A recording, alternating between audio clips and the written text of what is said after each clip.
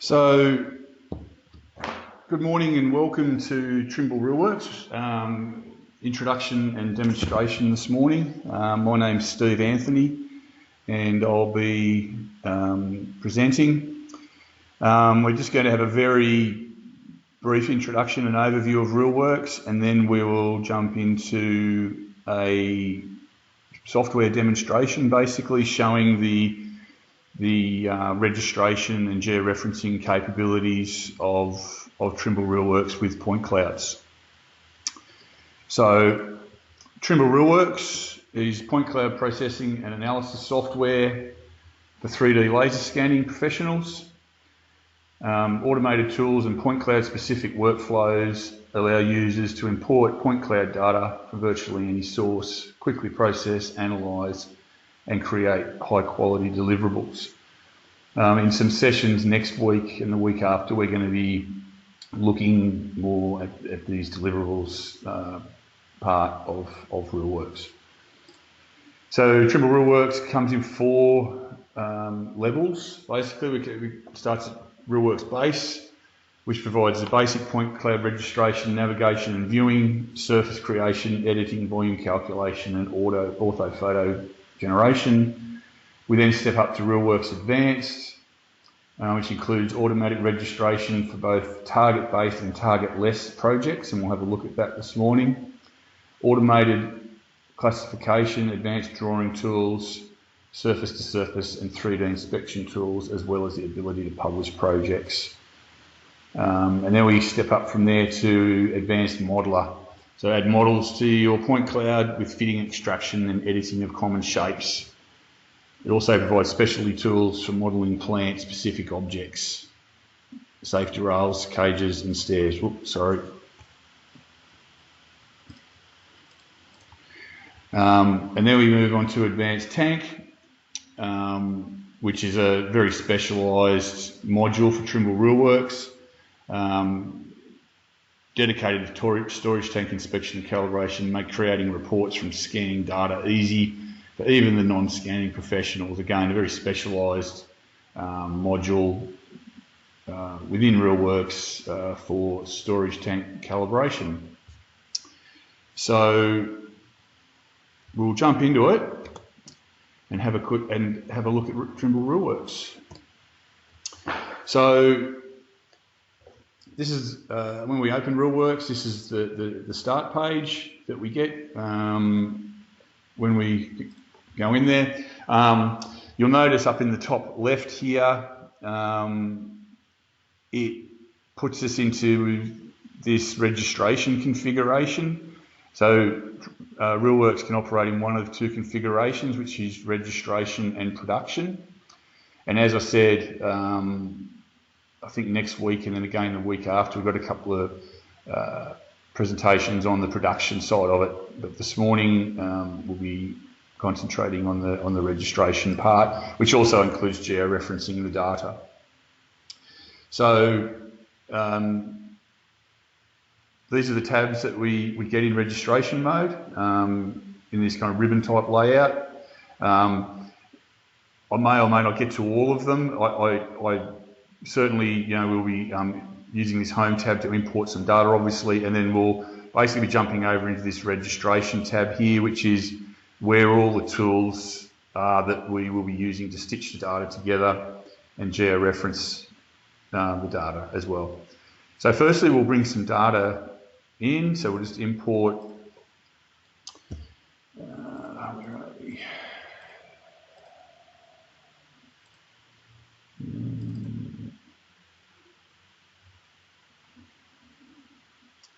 This one here. So this is a RealWorks project. So this data was captured using a Trimble TX8. So with the TX scanners, the data is already stored on a USB stick on the scanner as a RealWorks project. So it's simply copy and paste off the stick and onto your hard drive and import it into RealWorks. Once we bring the data in, this is what we get, and it's at the moment just telling us that we had 4 stations for this particular project, and we've got 0 points here at the moment. All this number here represents is the number of points that we're looking at over here on the display part of the screen. If we actually dig into these stations a bit deeper, we can see that we've actually got like 64 million odd points living there in this TZF scan. And we can extract data out of those TZFs to look at on the screen over here in many different ways as we see fit, depending on what we're doing and what we want to achieve. I think a couple of these stations, maybe these two, yeah, so station 3 and station 4 have actually got more than one scan in them, okay, so there's a couple of TZFs living in those ones, okay, and station 1 and station 2 are just the single scan. So I think the first thing we'll do is I'll just extract some data out of there, just so we can look at some data on the screen here, unregistered data, as it'll be to start with. And as I said, there's a number of ways of doing it, but commonly we could use this Create Sample Scans button here. So if we hit that, it gives us some options of how we want to pull the data out of these stations. Sampling by step is a fairly common way. We do have a couple of different options there as well. But if I take set this step down to 1, it'll tell me here that that'll extract every point out of here, so 128,700,000. So we don't need that much data to look at the moment, just to check registrations and the like. So I'll probably go to every 4th step, which will give us 1/16 of the data, 8 million points. I find 1 million or a couple of million points per station is pretty good to, enough to check your registration and the like. So we'll run with that. And I'll hit OK on that. So that's now just ticking through all those TZFs and extracting every 4th point horizontally and vertically out of the grid. And when it's finished that,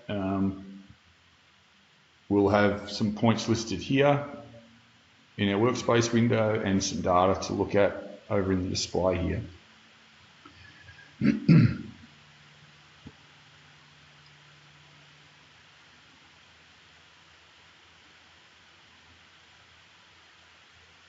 Okay, so you can see here we've got, well, the 8 million odd points. So if we just have a look at that. So you can see here now we've extracted some data from each of the stations, but it's just unregistered and just, all plonked on top of each other. If I put the station markers on, they're all there on top of each other. Okay, so they don't know where they're supposed to go at this stage. So there's a few different ways of doing this. And this is where we now jump over into this registration tab. Okay, and all the options are here for us. So there's 3 main ways of doing it. One is a scan-based registration, which basically, just allows you to automatically or semi-automatically, I guess, stitch the cloud together just using the cloud and the geometries within the cloud.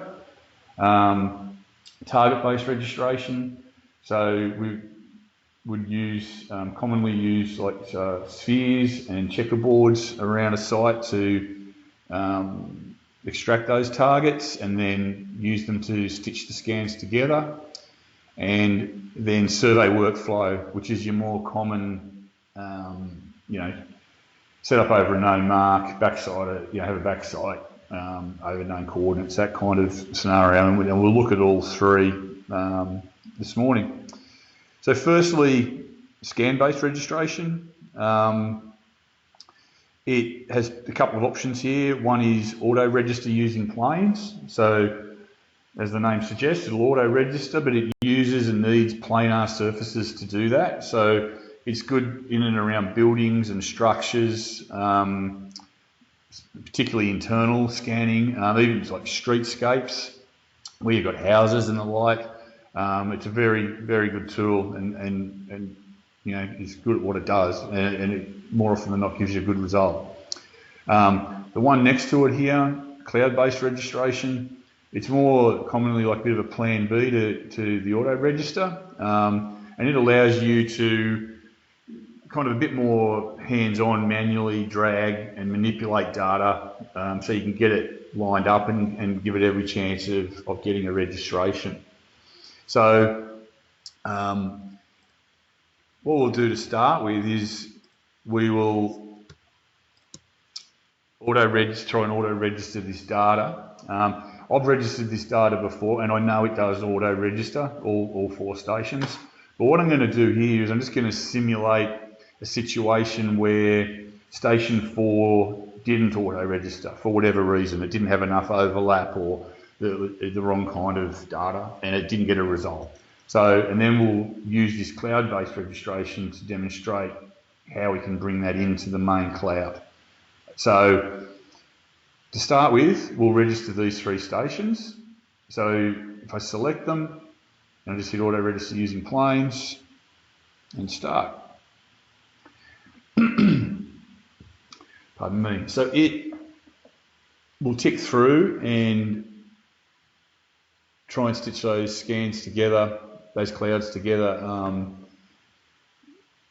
just using the planes. What it's doing is, one question I often get asked is, these points that I've extracted here, people are saying, well, hang on, you've only extracted a few million points, you know, well, it's not going to have enough data to stitch it all together. But the way this is operating is it's actually using the full TZF in behind it. So in theory, I could have no points extracted there and have no data to look at over here and still do all my registration. I mean, not that you would, because you want something visual to check things and stuff, but that's how it works. So you don't have to worry about how many points you've extracted here, as long as you're happy with what you're visually seeing over here on the screen. And so this is what we get. And with cloud-to-cloud registration, you don't get a hell of a lot in the way of reporting. As you can probably understand, there's not that much they can really give you. It's a station-to-station average mean cloud-to-cloud error, the overlap that you had between the 2 scans, and then a confidence rating at the end here, which is basically a weighting that it uses in how to put the scans together. I mean, when you got 95, 98, 100, it's not really an issue, but on some other jobs, it's quite intuitive in how it uses this result to prioritise scans over others to put it all together. So that's what we get in the way of reporting for this. So if I close that, I'll just hide scan 4 for the minute. So you'll see here that we now have a registered point cloud. Okay, so pardon me, it's just first the 3 stations, and if I turn 4 back on, let me go back to cloud color, you'll see that station 4 doesn't line up with the rest of it. Okay, so we've got this scenario where 1, 2 and 3 registered nicely, 4 didn't. Okay, so what do we do? So we now jump in, we can select those 2 clouds. So we've got this auto-registered group, and I'll come back to grouping a bit later on. And the station that we want to register to that group, and we now jump into this cloud-based registration tool.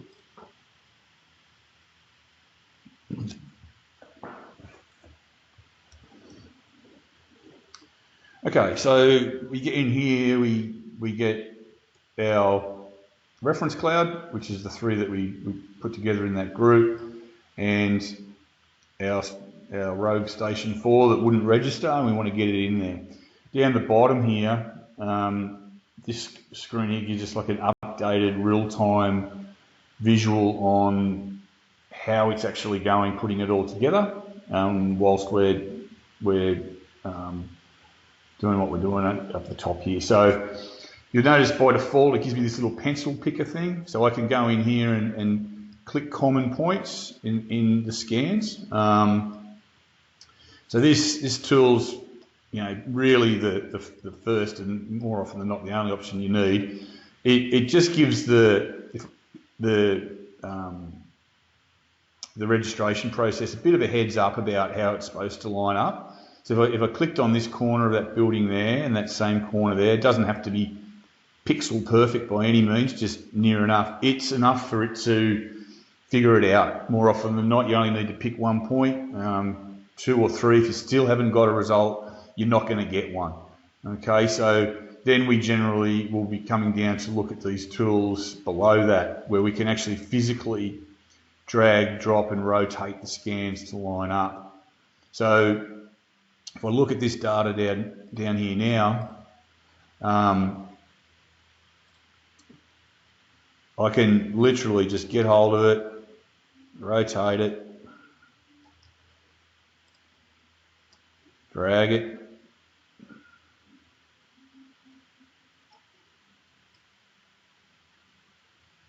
a bit of height difference there, so I'll just drag that up. Okay, and get as close as I physically can visually. Okay, and then if I hit refine on that,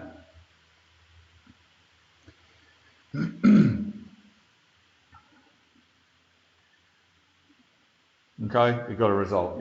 You noticed there, but you saw the moving cloud snap onto the reference cloud. Okay, so there's a few different ways there of doing it. As I said, a bit more hands-on, kind of semi-automated. Once I'm happy with that, and I've got those clouds, I just hit apply. And close. Okay, and now we've got station 4 in our registration. Okay, so that's auto-register. That's registration using the scan-based registration tools. Not that much to it, but really quite robust and handy tools that more often than not will get you a result. So on this particular job, we also had some targets out, some spheres around the place. So I'll just run through the target-based registration part of it using this same data set, but I'll just undo this registration. I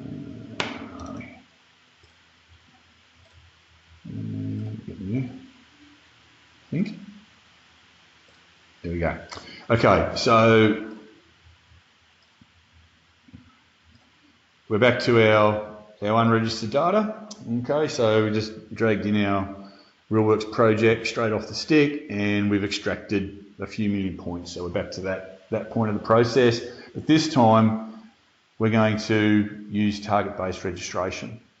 Okay, so if I select the project, these tools become enabled. And the first thing it asks us to do is to auto-extract the targets that we had out. So if I hit that, and I know that we gives us the options here of spheres or checkerboards, and if we want to extract more data, which we probably don't at this stage. And I know we didn't have black and whites out, and the spheres we had were these 139s. We just had, I don't know, 4 or 5 around the site. So if I hit OK on that, it will tick through and extract the targets. I'll get it going. So it'll tick through the full TZF scans, so you don't have to worry about what you've extracted there on the screen, and find what it thinks are the 140 mil spheres, and then it will automatically jump over into this target-based registration tool and give us a result, assuming you get one. And then if you don't, well, then we've got to again get a little bit more hands-on, and there's some manual tools there to extract targets and get a target-based result. So with the last couple of releases of RealWorks, it only needs 2 targets in corresponding stations to stitch them together. It always previously needed 3. It now let you get away with 2, so that's quite handy. A lot of guys will swear by 3 anyway, but we can look at all that in the actual reporting. When we get a target-based report, we get a lot more information, as you'd expect. So there's fitting errors and all kinds of residuals, station to station and target to target. So we'll have a quick look at that.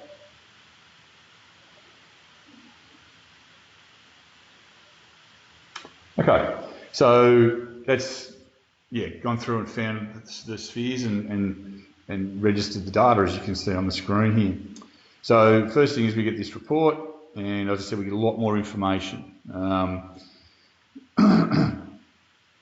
So we can look at the station-based results or the target-based results, and we can also get a lot more information regarding errors in X, Y, Z and fitting errors, okay, and distance to the scanner. And we can export a report, and as you'd imagine, we're going to get a lot more in the way of reporting here. Okay, so we get station-based results, okay, and then we get our target-based results down here as well. And in here, I mean, I can, if we had a particular target that was giving us a bad result, I can select it and I can unmatch it and remove it from the solution, and it'll recalculate, my overall residual and everything for me. So you can manipulate the data that way to get the best result. If you're happy with it, and we've got a good result here, so I'm not going to.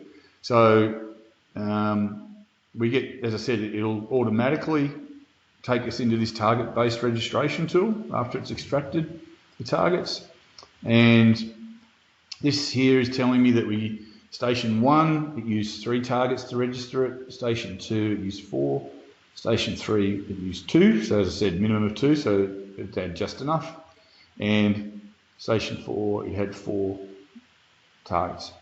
So if in the situation where, for example, station 3 didn't extract enough targets automatically, we can go in, and we know we had them out in the field, so for whatever reason it hasn't extracted them, we can go in this next step down. So a lot of the tools in RealWorks work like this. It kind of just steps you through it.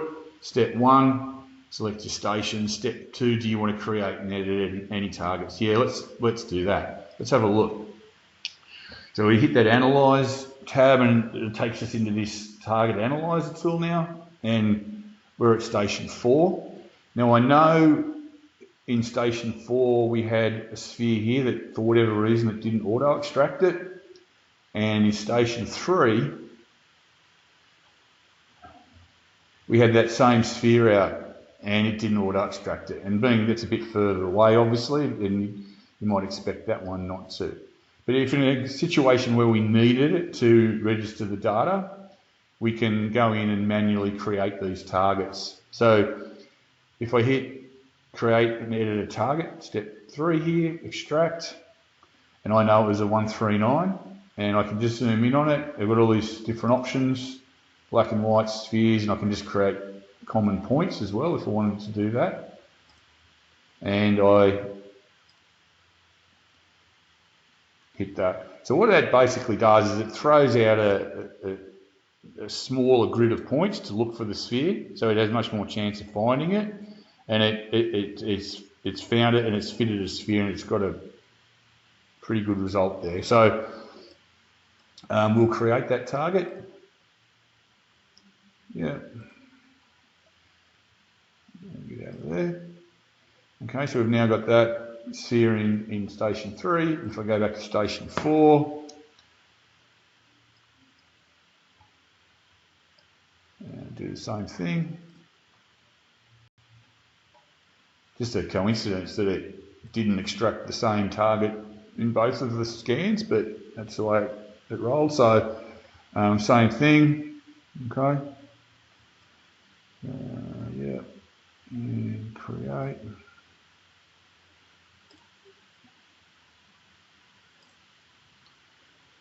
Okay, so now it's saying, okay, you've extracted all these extra targets, you've got to update the network, rerun the adjustment. So I'll hit that, yep. And now you'll see that for station 3, we've got 3 targets. Okay, and apply. So back out here, now station 3 has 3 targets.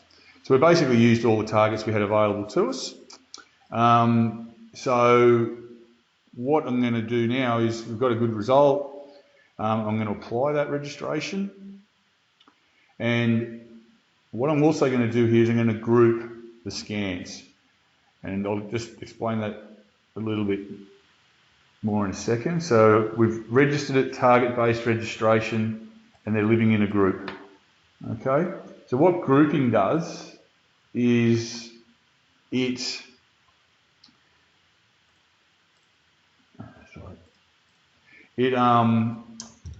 basically treats the 4 registered stations as one point cloud. So if we were just working in here with these as separate entities, and I don't know, georeferenced, for example, station 3 would just fly off into the distance, and the rest of the data would stay behind. Now that I've grouped these, if I did apply that to station 3, for example, all the data would go because they're in a group. Okay, so that's basically what grouping does for you, and it's used a lot in RealWorks. So now we've got a registered group there, and if we have a look at this, I'll just get an XYZ value on this data. We're just on, it's actually 0, 0 at station 1. Oh, actually, no, station 4, I think we used as the reference station. Yeah. So at the moment, we're not on any particular data. This job, we were getting it onto MGA. So in order to georeference this data, and again, there's a few different ways of doing that, but I'm going to run you through a couple of different ways here this morning. But there is an automated georeferencing function in RealWorks, which is nice and handy. So I'll show you that first, and then we'll look at a more manual way. So I need to import a control file to georeference the data, obviously. So I shall do that. It's just a survey ASCII file, and that one there.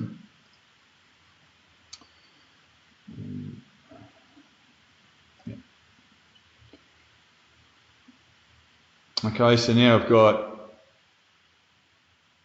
a group and my control file over here, and you can see over here my control file's off here in the distance, and my point cloud's still living down here. So if I select those 2 folders and I come up here and I run the target-based registration tool again,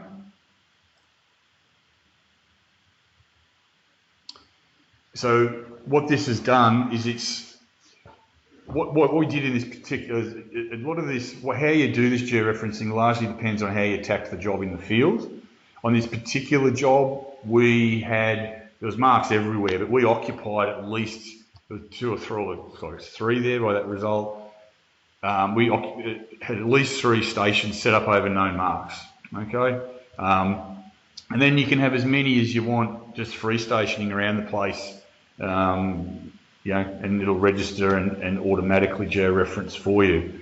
So this particular job, we were set up over some known marks, and so it's recognised the geometry of our stations, our registered data, and the geometry of the control, and applied a best fit solution fitting the stations to the control automatically. Okay, and we get this residual, and we can jump into this report and analyse it a bit more and remove stations that might be a bit of a brumby, and we can get rid of them and get a better result. We'll run with this.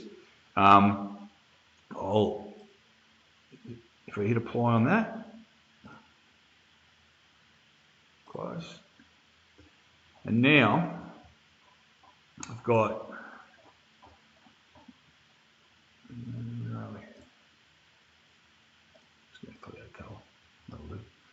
You can see here we've got our stations have automatically being georeferenced over our control.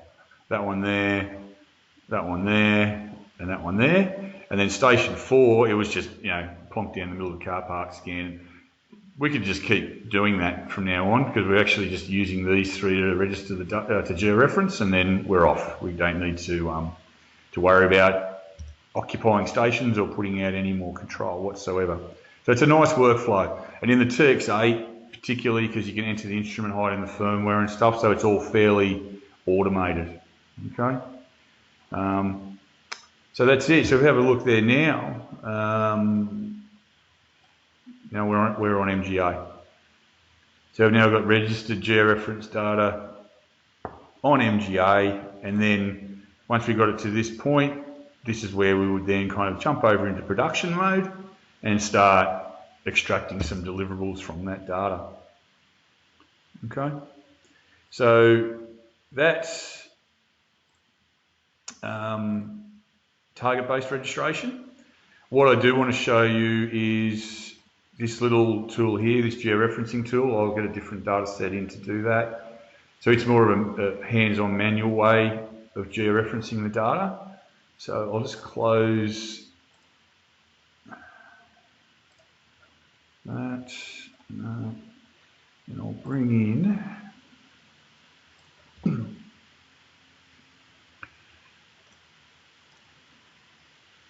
okay, so this is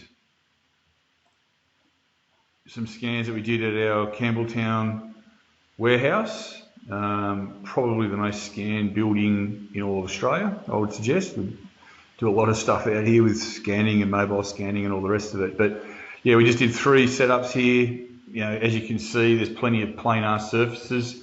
So I'd suggest that we just did a auto register using planes. Okay, and then we want to georeference this data. Okay, so a bit of a different approach this time though. I've imported the control file again. Okay, here. So that's kind of where we're at with it. I'll just jump into a station view. So in this particular case, we had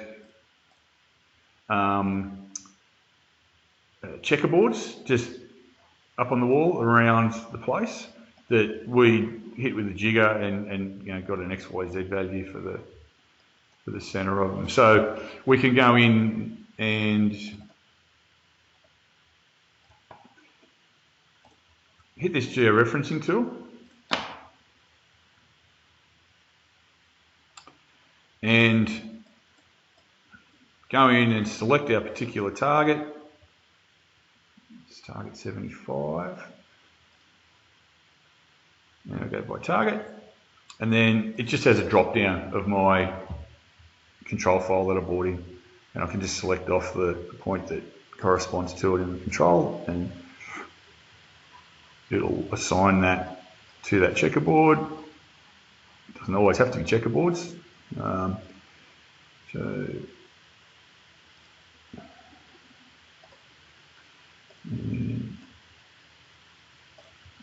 Okay, you can see down the bottom here as I'm doing this, it's giving me a residual bit, like a residual, and I can, if I had more of these targets, I can tick them on and off, and get till I get the best result that I can with the targets that I've got.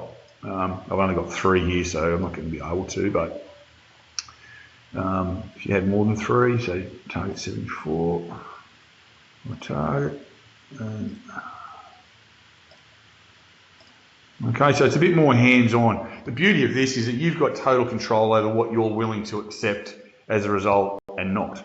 You know, with the automated georeferencing, if it's outside of certain tolerances, it simply won't give you a result. Okay, you can remove different stations from the solution and try and figure out where it is, but this, you're actually seeing it here and you can control it. And you know, if you're on a particular job where, look, it's not that critical that it's, you know, georeferenced that well, it's near enough's good enough, well, that's up to you, what you're willing to accept there. Okay, so this tool's, yeah, good like that. Once you're happy with it and you're willing to accept the results here, we just hit apply, close, and we're done. Sorry. Okay, so that's in the Target-Based registration tab, but it's, yeah, this little georeferencing tool there. So the last thing I just want to quickly show you guys is this survey workflow, and you know, your normal station setup kind of functions with the scanner. So I'll just close that, and I'll bring in this one. So you can see here we've got same warehouse, 2 stations, unregistered, ungeoreferenced, everything. But in this particular example, we had back sites and foresights out. So we were just traversing through and we just can stitch it together that way. So I'll import a control file.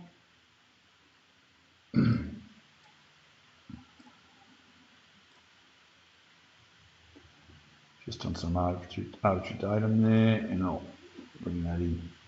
So again, you can see our control off in the distance here and our unregistered point cloud down here, miles away. So now if we come in here and we hit station setup, pretty conventional stuff, right? So station 1, instrument height, which as I said in the TX8 is entered into the firmware and it auto-populates in RealWorks.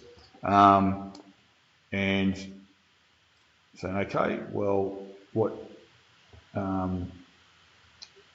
control point was station 1 set up on? It was actually on S2. Okay, and it's saying your back site. So here I had target 3 as my back site, which was just a sphere set up over a point, and I target 4 out as my foresight. Okay, so yeah, my back site's target 3, and it was set up over S3. Okay, so apply that, I get these residuals down the bottom here. If I close that, you'll see that it's taken station 1 off onto this control because we've started the traverse. The station 2 is still left behind over here. So if we go to station 2, and we do the same thing. So the difference here is, so still station 2, and that was the instrument height, but station 4, or sorry, target 4 was our foresight from our first setup. So now we are set up over where target 4 was. Okay. Our backside is target 5, which is set up over S2 where we started. Okay, apply, same deal, close, and we're done. And you know, we're off traversing now. I mean, at station 2, I didn't have a foresight out. I just backsided here and did a scan, but I could have a foresight out, and we can keep going, and you know, we can close off as you normally would traversing and do a network adjustment on that as well. So that's your more conventional survey workflow type method. So I think, yeah, and as I said, from there we will be, you know, once you've got the data on your datum, we'd be jumping over in production and doing our stuff over in there. So that's basically it. Has anybody got any questions on any of that?